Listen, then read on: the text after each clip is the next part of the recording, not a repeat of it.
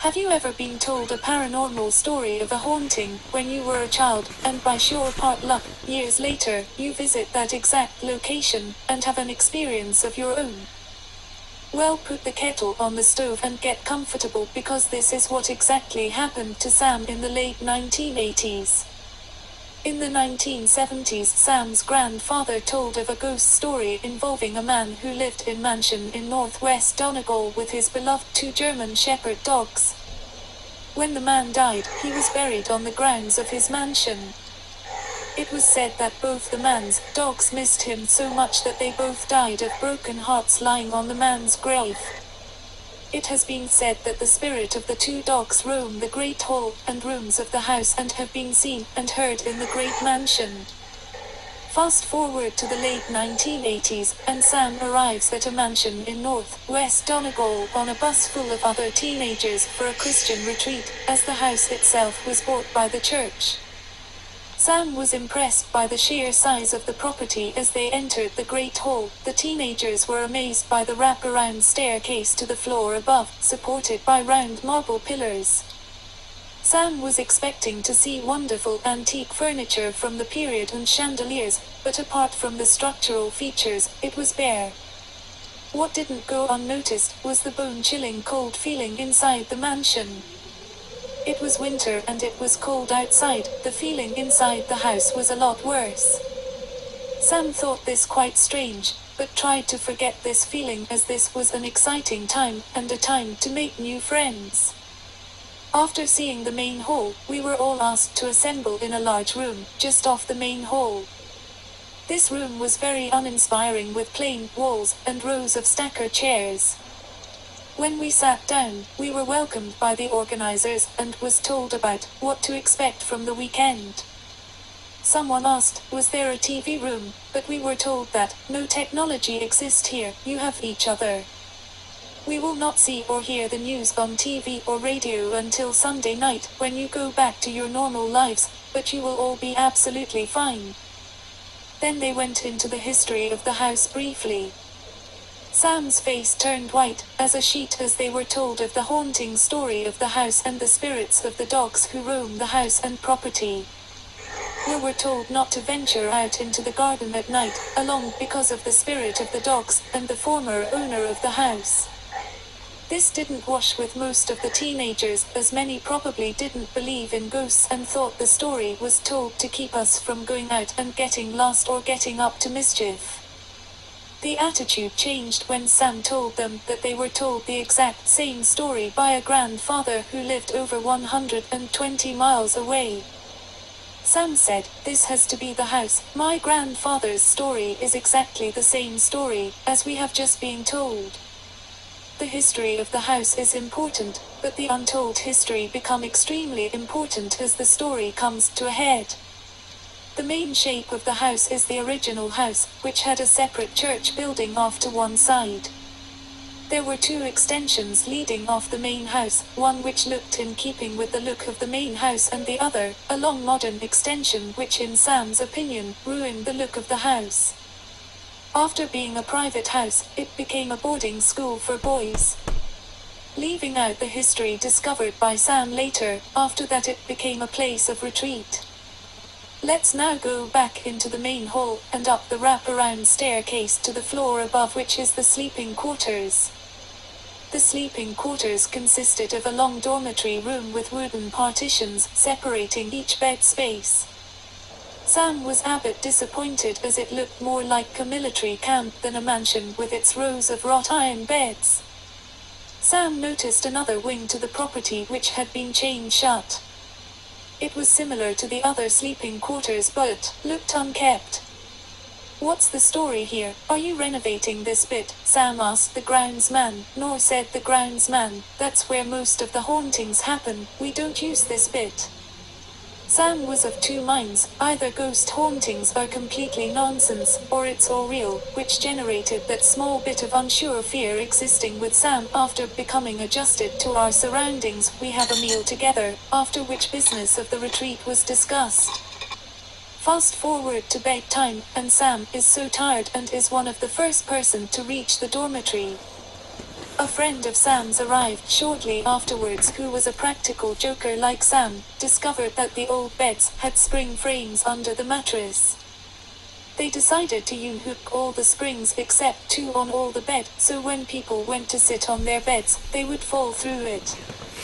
They rushed to unhook the springs on all the beds, leaving 2 springs hold up the mattress, and figured out the best place to sit to watch the comedy unfold. One by one the rest of the group came upstairs, and one by one they fell through their beds as they got into their beds to go to sleep. About 6 people fell victim to the funny prank, after which others got suspicious and checked their bed before getting into them. The people guilty of this prank were plain to see, as they were the 2 people lying on the floor in tears of laughter, but they will not go unpunished and will fall victim at an unexpected hour. Night 1, Sam is in bed trying to get to sleep, slightly annoyed at a few hyperactive teenagers still messing around, laughing and joking. Little did Sam know that some of the group were waiting for Sam to fall asleep, so they could execute their plan of revenge at the most vulnerable moment. Sam finally falls asleep, and it's time to execute the revenge attack. A while later Sam is slowly disturbed out of a deep sleep. Still half asleep, Sam's hearing starts to tune into the cause of the disturbance in sleep. Sam hears light scraping, but is still partially asleep. The scraping gets louder as Sam slowly wakes up. Sniffing noises and the sounds of paws slowly walking on the unpainted wooden floor. Suddenly growl and box causes Sam to jump out of bed in horrific fright. The sound of laughter brought the realistic truth to the situation, and the victims of the bed spring prank got their revenge. After going to sleep, no further pranks or incidents happened through the rest of the night. We all discovered that our morning wake-up calls consisted of people walking up and down, hitting saucepan lids with wooden spoons, really loudly and quite annoying. It's Saturday morning and time for breakfast, and then getting on with today's business, in which not out of the ordinary until Saturday night, when curiosity got the better of 2 of the teenagers of the group. It was after dark and today's business had already was over. 2 of the teenagers wearing sleeveless denim jackets with Iron Maiden and AC/DC patches and badges said they are going to see the grave of the former owner on the property grounds. Other in the group tried talking them out of it, saying, "What if ghosts are real, and you annoy the ghost of the owner, or even worse, the ghosts of his 2 German shepherds?" They stuck out their arms like real tough guys and said, "There's only one way to get to the bottom of this, and that is to go and find out who's coming with us, or are you all too scared?" Sam said, "My favorite pastime is being alive, and I want to continue that hobby for another few years if possible. No, I'm good, I'm staying here." The 2 teenagers were on their own, no one else volunteered to join them. As they put on their guy walk and widened their arms and shoulders, they laughed and said, "This is going to be fun."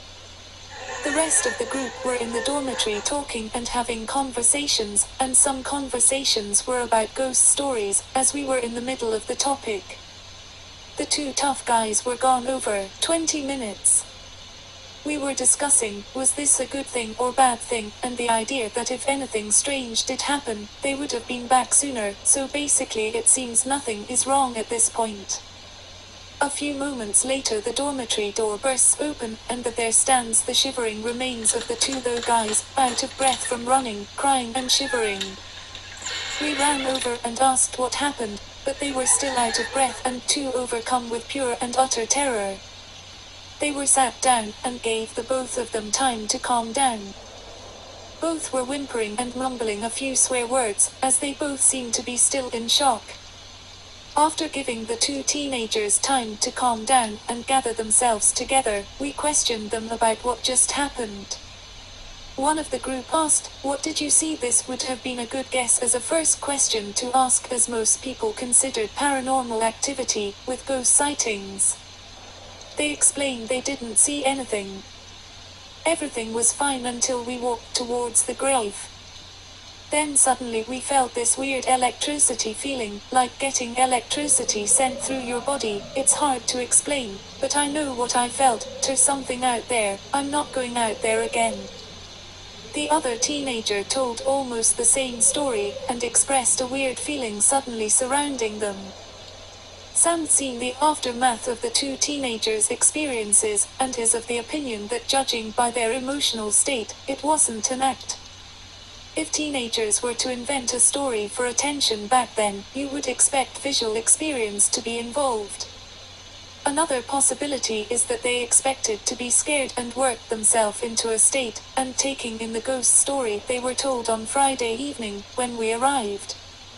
Another interesting possibility is they did experiences something as many report similar feelings in relation to paranormal activity. After Sunday daylight finished at the house, we all get on the bus and go back home, until next time, which is a few months later.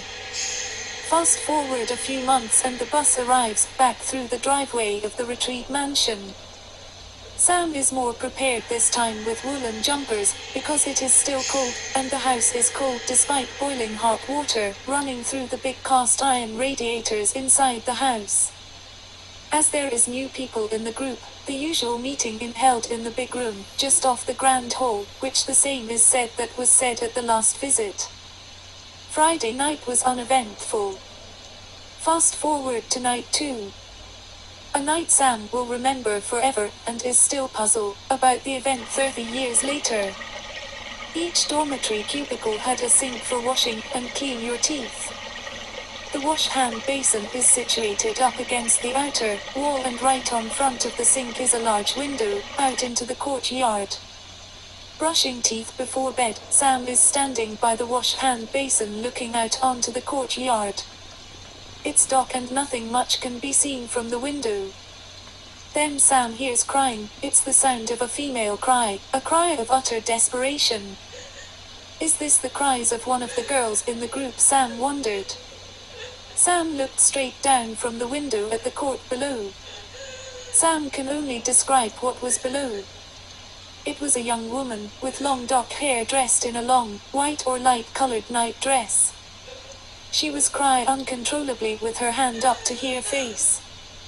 It was strange, as she looked like a stereotypical ghost reconstructions you may see on TV. She didn't match the description of anyone else we had in the house at the time. Sam heard others in the dormitory were still awake, so to try figure out the situation, Sam brought to unfolding situation to others in the dormitory. There was about 7 or 8 people looking down onto the courtyard at this point, and this is where things get a bit strange. Some of the people could see and hear her, some could hear her and not see her, and some could see her and not hear her. How can you not see her? Sam asked too. Those who couldn't see her, she's right down there where I'm pointing. Others were asking their friends similar questions about not seeing her or hearing her. Everyone was confused, but the reality, as we saw or heard, or both, was there was a young woman in a long night dress, crying in the courtyard of a mansion in a quiet area, and no one knows what has happened. The others that were looking out the window organized themselves into 2 groups to enter the courtyard by 2 different exit doorways. I was to stay exactly where I was and keep my eyes on this crying woman in the courtyard below. All this time, the woman could still be heard and seen, but brighter than anything in the courtyard. Like a glow. Sam thought, maybe she is outside a window with the room inside having a light on, and this cast a light on the woman, but if this was the case, the light would have lit up the courtyard. The 2 groups go in opposite directions to get to the 2 doors to the courtyard. Sam was so focused and trying even not to blink, but it was impossible. About 2 seconds before one of the groups reached the courtyard, Sam blinked and the young woman disappeared. The cries turned to silence. Both groups of about 8 people are on the courtyard signaling to me, with their hands and shouting, "Where did she go?" Signaled down to them, I don't know, then running down the stairs to an exit door to the courtyard. "Where did she go?" they asked. Sam looked around the courtyard confused and said, "I blinked for a split second and she was gone, no sight no sound, but to know where she could hide in a split second." Confused, we all went back upstairs, still concerned about this woman. Up until this point, the word ghost didn't come into the conversation, until someone said, "Do you think it was a ghost?" Someone said no, and other took a deep breath in shock at the possibility. We continued to keep an eye on the courtyard for some time until we all got tired and went to sleep. The next morning, I brought the incident to the event organizers, just in case something happened last night that we didn't know about, but they all looked confused. All the girls said they were all in their rooms, but it was completely clear this woman was not part of the group in the house. There is a priest in the house as part of the retreat weekend, and he asked Sam to explain word for word what happened the night before. The priest was confused about trying to come up with a logical explanation, and finally suggested the possibility of trapped souls as a possible explanation after all other possibilities didn't make any sense. The priest said a prayer, and we both prayed for the possibility of suffering and trapped souls. When the weekend was over, everyone went home to their normal lives. Sam was still puzzled about the incident that unfolded, and over 30 years later, still remembers it like it just happened. A few years ago, Sam decided to search more information on the house. Nothing was found about the private owner or indeed the ghost story of the dog. This was confusing as nothing was ever mentioned about the man's family which could have helped. The history of the house being a boarding school for boys was correct. What was not mentioned way back when the history was explained was it also had been a boarding school for girls who wanted to become teachers. This was a chilling find, as it was a young woman who was seen crying in the courtyard. Sam is now involved in the paranormal field and over time learned about many possibilities. Incidents like these sometimes have natural explanations and a physical cause. Sometimes all those avenues are examined which still no probable cause. Should we now turn to the possibility of ghosts? Not according to Sam in this case. Sam thinks that what was seen that night may have been a case of what's called stone tape theory. This is where energy is given off from a dramatic event and that energy gets picked up in the solid surfaces around that event, similar to a cassette tape record's sound. Could this be a case of stone tape theory and all the witnesses saw that night was a play back of the image and audio under the right conditions? Perhaps, but how could some people see it and some not, and some hear and some not? It is well known that children and teenagers can hear certain frequencies that adults can't, but Sam won't go into these medical possibilities without knowledge in this field, but it is often said that children are more open to see and hear paranormal events than adults. Had the teenagers all different sensitivities to physical and audio phenomena as they approached young adulthood? Is stone tape theory an open and shut case when it comes to paranormal events? It is explained as theory, which this is all it is because not enough is known about stone tape theory. Stone tape theory could have been ruled out if the image or woman reacted intelligently to the teenagers that night, but this didn't take place in this case. These experiences were personal experiences, and some may experience a similar event in their lifetime which will remain with them for the rest of their lives.